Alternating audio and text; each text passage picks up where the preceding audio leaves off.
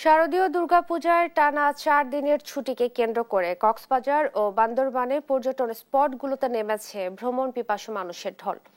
এ বিষয়ে আরো জানাতে আমাদের সঙ্গে যুক্ত হচ্ছেন সহকর্মী আব্দুর রহমান ও আবুল বাশার নয়ন। প্রথমেই যাব কক্সবাজার আব্দুর রহমানের কাছে। রহমান, ছুটিকে ঘিরে পর্যটকদের মধ্যে ভিড় কেমন দেখা যাচ্ছে জানাবেন।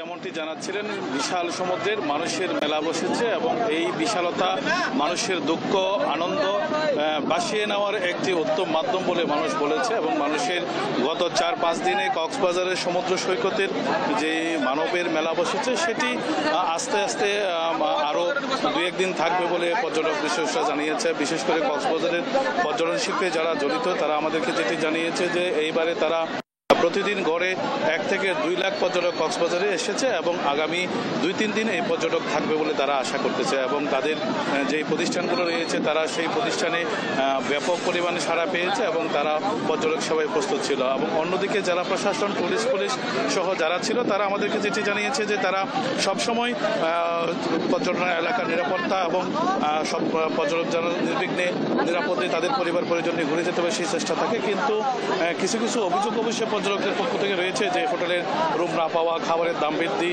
সহ নানা ধরনের অভিযোগ রয়েছে। যদিও সেটি ব্যবসায়ীরা নারাজ যে অতিরিক্ত পর্যটক থাকার কারণে হয়তো কিছু অসাধু ব্যবসায়ীরা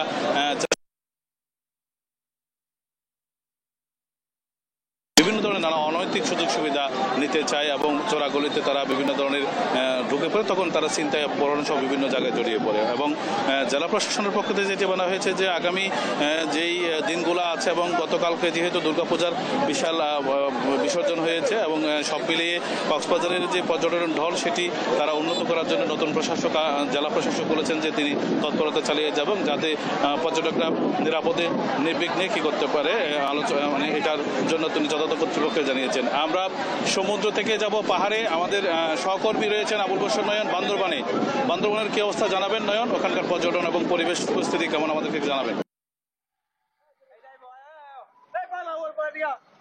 টানা ছুটিতে পার্বত্য জেলা বান্দরবানে আজও পর্যটকে ভরপুর। বান্দরবানে 72টি হোটেল মোটেল রিসোর্ট রয়েছে।